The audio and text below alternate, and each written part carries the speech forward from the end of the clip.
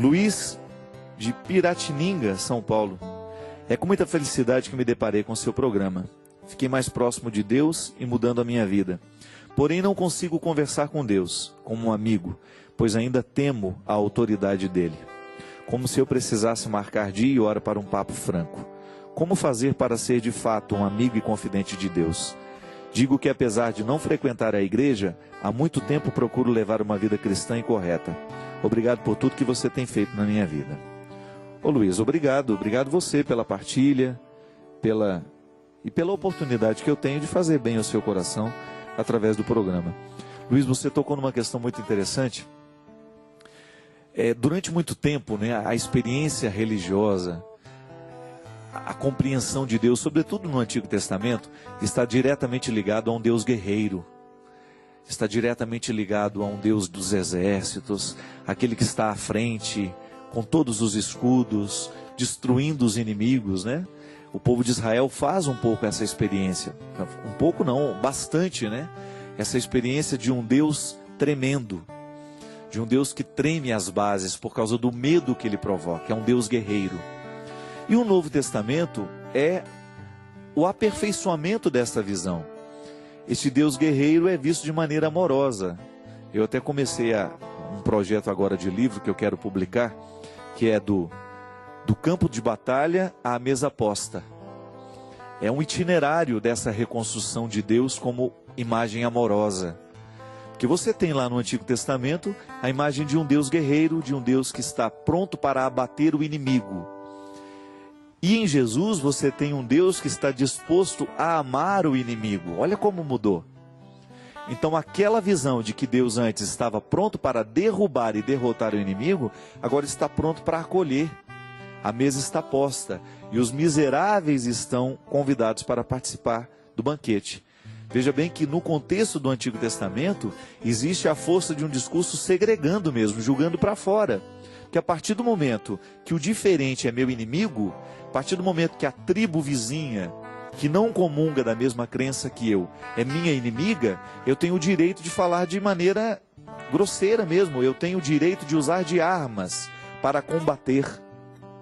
E aí a igreja, ela pôs a mão, pediu o perdão, sobretudo pelo tempo da Inquisição, quando de maneira terrível, pelas forças do momento presente, da história daquela época, daquele momento, as pessoas que não criam da mesma forma eram julgadas na fogueira, eram queimadas em praça pública para que os hereges pudessem ver e diante do medo não fazerem a mesma coisa. Veja bem, nós não podemos fazer a religião ser a tradução e ser vivida na experiência do medo. Quantas vezes na sua vida, talvez, Luiz, você tenha vivido o mesmo que eu vivi? Quando a imposição de uma verdade nos era feita pela força do medo. Não faça isso porque Deus castiga. Não faça aquilo porque Deus tem os olhos grandes e Ele está vendo tudo que nós estamos fazendo para depois nos castigar. Não vejo por aí, meu amigo. Jesus me autoriza a enxergar Deus de forma diferente. Deus tem os olhos grandes, é para me observar e me amar. É para me ajudar a vencer os meus limites. É para me ajudar a encaminhar as coisas da melhor forma. Não é para me vigiar, não. Não é para ficar de olho no que eu estou fazendo de certo ou de errado. Mesmo porque os meus erros, eles atingem primeiramente a mim. É engraçado isso, né? Mas às vezes a gente tem a ingenuidade de pensar que o meu erro é um agravo contra Deus. Claro que é um agravo contra Deus, mas só é agravo contra Deus porque é agravo contra mim. Deus me ama e a partir do momento que eu me machuco, Deus sente as consequências do meu erro. É como você sabe disso na prática. Você ama o seu filho e ele usa droga. A droga do seu filho atenta primeiramente contra ele.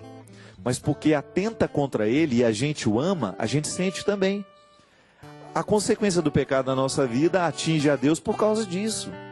Não é que Deus é um velho aborrecido que fica lá lamentando, ciumento, não. A imagem de Deus precisa ser reconstruída. O Deus que sofre com o pecado da humanidade, ele sofre porque sabe que O pecado é uma agressão ao coração humano. E porque Ele nos criou de maneira amorosa e quer nos manter de maneira amorosa nesta relação, então o nosso pecado o atinge. Quando a gente começa a pensar esse Deus a partir do medo, a gente não entende esse amor. A gente acha que Ele está punindo por punir. A gente acha que Ele está fazendo a vigilância porque não quer a nossa felicidade. E é muito perigosa, minha gente, a experiência religiosa que está pautada na vigilância e no medo. Michel Foucault, um grande filósofo, dizia de maneira muito interessante, muito sábia, que a vigilância e a punição são mecanismos de controle. Quantas vezes na educação dos filhos a gente usa da vigilância e do poder, do medo, né? Só que tem o seguinte, a vigilância e o medo não nos educa. Ela apenas nos controla por um tempo. E depois que você já não tem mais o poder da vigilância e do medo, você esquece, não tem o valor incorporado. É igual aquela velha história. Tem uma plaquinha lá, proibido pisar na grama. A gente olha para o lado, olha para o outro, não tem ninguém vigiando, a gente pisa. É porque a gente não entendeu o valor do jardim. A vigilância e a punição estão muitas vezes a serviço da minha falta de reconhecimento do valor. Se eu sei que é um valor, eu não vou pisar na grama. Se eu reconheci o jardim como um bem público que precisa ser preservado, eu não vou pisar. É igual, a gente não precisa andar na testa, olha, não me bata, não me agrida, não me mate. Mas infelizmente algumas pessoas batem, algumas pessoas agridem. Não me traia, não é?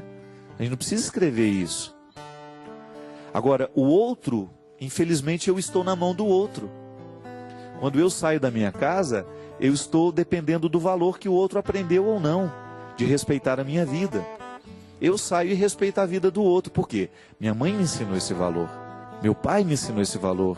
O meu caráter foi moldado para compreender o outro como um valor absoluto, que eu não posso banalizar. Agora, se eu não faço, se eu não vivo, é porque eu não descobri, eu não desdobrei o valor em atitude concreta. É muito interessante isso, minha gente. Olha como a religião repercute dentro de nós. A partir do momento que Deus, para mim, é amor, e eu o compreendo assim, eu vou aprender a lidar melhor com as minhas fragilidades.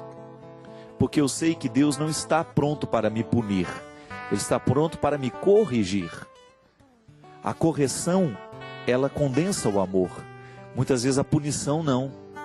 Ser punido nem sempre condensa a experiência do amor. Muitas vezes eu não consigo viver e reconhecer no amor, na experiência do outro, naquilo que o outro está fazendo por mim, o seu amor. Por quê? Porque muitas vezes está uma dose exagerada de punição. Quando na verdade o amor é que me faz perceber que a atitude do outro é para o meu bem. É como você receber lá uma correção fraterna de alguém que não ama você. Receber uma correção fraterna que alguém que tem uma arma na mão é horrível. Que coloca na sua cabeça, né? Metáfora isso, não estou dizendo uma arma de verdade. Muda, faz isso, papapá. E se você não percebe que existe uma expressão amorosa naquilo, você não vai ouvir, você não vai dar atenção. Agora, quando você percebe que o conselho que você está recebendo está carregado de afeto, de interesse por você, aí é diferente. Você começa a abrir o ouvido, prestar atenção no que o outro está dizendo. Por isso que é muito bom você ter pessoas que façam parte do seu processo humano com profundidade. Não são apenas pessoas que estão do seu lado, mas são pessoas que têm acesso ao seu coração justamente para dizer aquilo que você precisa ouvir, de maneira amorosa, de maneira calorosa. Quantas vezes eu já disse isso aqui, minha gente? O grande problema não é o que a gente diz, mas é a forma como a gente diz. Muitas vezes nós usamos a palavra certa do jeito errado. Ou muitas vezes usamos a palavra errada, mas do jeito certo. Mas não pode. Eu não posso ter essa confusão. A religião repercute em nós neste momento. Qual é a visão que eu tenho de Deus? Pode observar. As pessoas elas vão agir de acordo com a imagem que elas têm de Deus também. Se elas serão misericordiosas, se elas serão julgadoras, se elas serão preconceituosas, tudo isso está diretamente ligado à experiência que nós fazemos de Deus. E é por isso que o mundo precisa ficar melhor a partir do cristianismo, porque Jesus reconfigura esta imagem. Deus não é um guerreiro, Deus é um pai amoroso. E porque Ele é um pai amoroso, Ele nos ensina a sermos irmãos fraternos. O pai que me ama, me ensina a ser irmão fraterno. Por isso, Luiz, a sua relação com Deus vai melhorar a partir do momento que você reconstruir essa imagem dentro de você. E é possível, meu amigo. Nós não precisamos morrer acreditando no Deus guerreiro. Leia os evangelhos, mergulhe no mistério dos evangelhos, entre na beleza dessas passagens, desse Jesus que nos revela a face amorosa de Deus. É o melhor jeito de você reconstruir essa imagem, muitas vezes terrível, que você tem de Deus.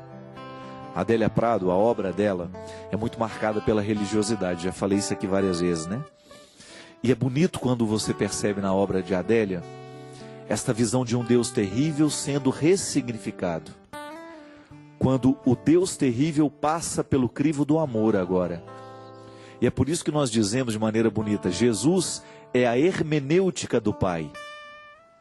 O que é hermenêutica? É a interpretação, a ciência da interpretação. Então você só pode interpretar o Antigo Testamento a partir do Novo. Jesus é a hermenêutica, é a regra de interpretação. Você não pode interpretar o Antigo Testamento sem a conexão com o Novo. Porque senão a gente vai achar que a gente tem direito de matar os inimigos da gente. Que nós vamos ter o direito de apontar as armas para a tribo vizinha e matar só porque eles são diferentes de nós. Olha os problemas religiosos no mundo. Estão diretamente associados a esta intolerância. Quando nós não temos uma imagem de um Deus amoroso, nós corremos o risco de ter uma imagem de um Deus guerreiro, que nos autoriza a luta, que nos autoriza a agressividade, que nos autoriza o espírito tribal. E o espírito tribal não constrói sociedade, minha gente. A sociedade só pode ser verdadeiramente construída a partir do espírito fraterno, que nos permite olhar para o diferente de maneira amorosa e acolhê-lo, mesmo sendo ele diferente de nós.